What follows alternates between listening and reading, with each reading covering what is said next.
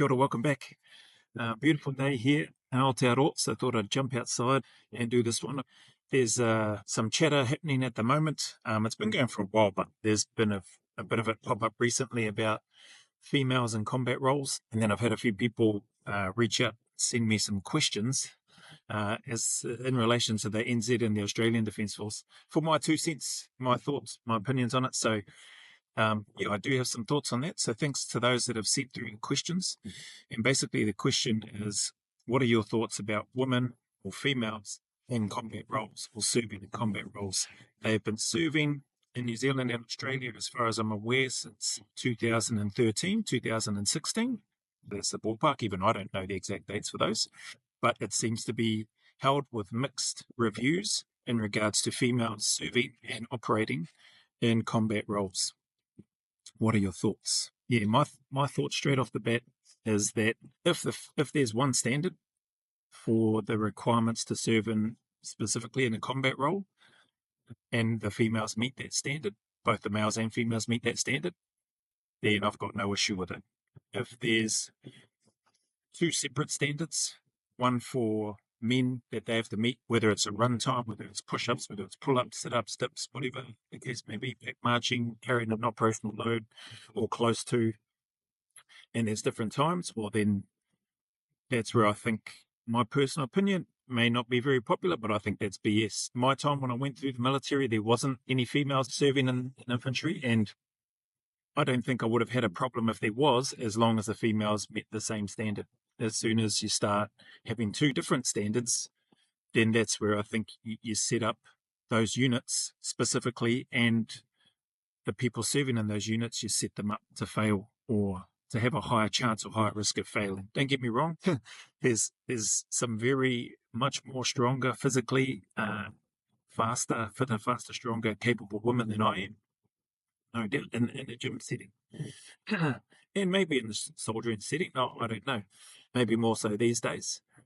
I'd be happy to challenge that, but definitely in a gym setting, there's women that are way fitter, faster, stronger than I am. But it's a completely different ballgame when you're talking soldiering and fieldcraft and carrying operational loads, heavy loads for long distances for extended periods of time, being wet, cold, hungry, or hot, sweating and dehydrated, and you're out there, for days, weeks, months on end. So they're night and day in terms of those things. So I've got no issue with females in combat roles if they can meet the same standard as what's supposed to happen. Now, from what I understand, there's differences, at least here in NZ. I can't speak specifically for Australia. I'd have to do a little digging around, so maybe I'll come back and do a follow-up on this video later. But in NZ, as far as I'm aware from an infantry perspective, let me check my notes, because I did get some info. Yeah, all right, here we go. Yeah. So the RFL, 2.4 kilometre run, males have to do it at 9:47, and they've got 30 push-ups that they need to complete. 9:47 seems like a weird number. Maybe it's meant to be 9:45, but anyway. And then females get 10 minutes 20, and they only need to do 15 push-ups. There is a CFT, which I'm guessing may be a combat fitness assessment. It's a 4-kilometre webbing run at 20 kilos. That's a heavy webbing at 20 kilos, but I'm assuming that's a little bit of a backpack, potentially. So CFT, 4-kilometre webbing run at 20 kgs. Males and females both have 32 minutes to complete it. So that's cool. They've got the same requirement there. There's some other little exercises, but the standards are the same for females and males. There's a swim test, 3 minutes tread water. This is for the infantry. 3 minutes tread water and 2 lengths of the pool, 50 metres. So there must be 50 metres total. So it must be just a 25-metre length pool. And same standards for both males and females. So the only part of the test for infantry is that the females get more time to complete the run, the 2.4 kilometre run, and they only have to do half as many push-ups. Now, that to me, my personal opinion, because I've been asked, I don't think that's right. I don't think that's meeting the standard. I think that's adapting and adjusting things to be more inclusive. Now, don't get me wrong, I'm not against inclusivity. I think that's great. I think women definitely have a place, but in the combat roles, my personal opinion, my position on it is that there should be one standard, and regardless of whether you're a male or a female, you need to meet that standard. So part of my rationale for that is this. Say you get a male who can't complete the male standard. Now all of a sudden he wants to identify as a female. Got no issue with that. People want to identify as whatever they want to identify. For me, in my upbringing, call me old-fashioned, but there's only two sexes. One's male, one's female. One's female, one's male. That's it. Do I respect and will I respect anybody else that identifies as something else? Yeah, 100%. Got no issue. I'll work with them. I've worked with people that have their own different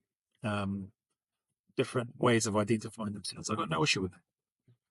But here we're talking about the military standard for combat roles. And that's a different straight away. Half the number of push-ups, okay, you get not quite a minute longer to complete the run. Some might say, oh, that's not that much. I'll tell you what, that's a heck of a lot when you're talking combat and when bullets are coming back the other way and when stress levels get elevated and the ability to stay calm will get thrown out the window, and when you're trying to get people to react and move, respond when the crap hits the fan, basically. So I don't think that's right. I think there should be one standard. From my time, just looking at the time, been waffling for quite a while now. During my time, very quickly from memory, there was a 2.4. You had 10 minutes that you had to come in under. Like you had to be in less than 10 minutes from memory. There was push-ups, I think it was 30 or 35. You had sit-ups, which changed to curl-ups, like which went from, I think, 60 at one stage, then to 80. Then at one point, I remember, no, I think at 80 was about the mark when, guys would either get the automatic cutoff if you went over 80, got to 100, and they're just like, yeah, that's enough to stop. And then they introduced pull-ups. Pull-ups, you had to complete 7, so you had to hit minimum 7.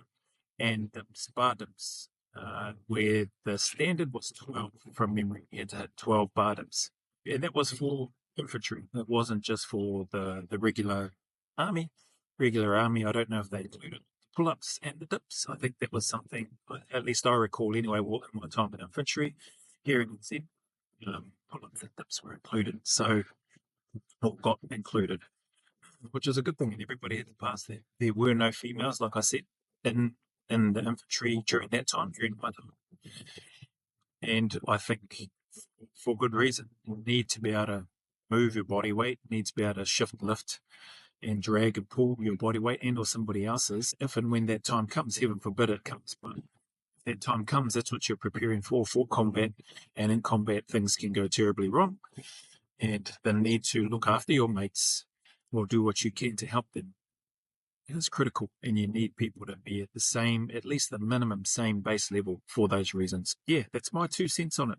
I realize it may go against popular opinion or people that are all about inclusion and that women have a role. I'm not saying that women don't have in the military or even in combat roles. What I'm saying is my position is that I've got no issue with females serving in combat roles if they meet the same physical standards requirements. I mean, there should only be one standard, not 2 different times, not 2 lots of numbers.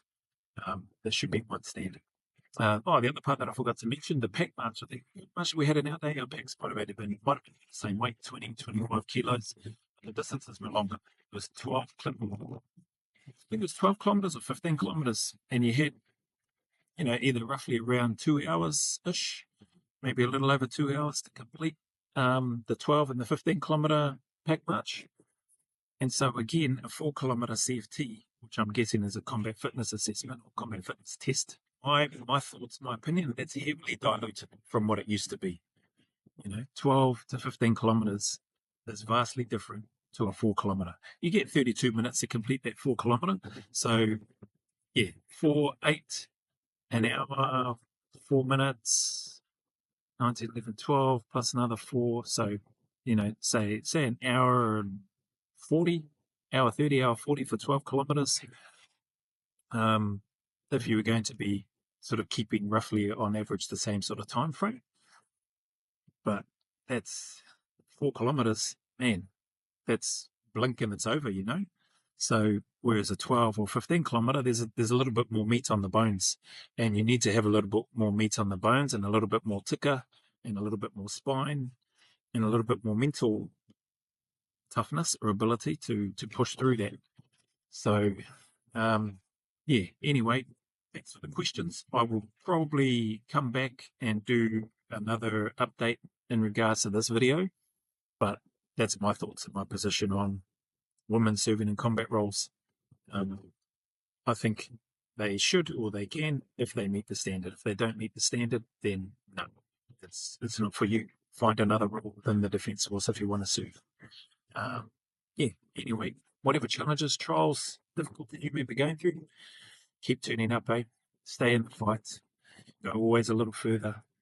Who dares wins. And until the next video,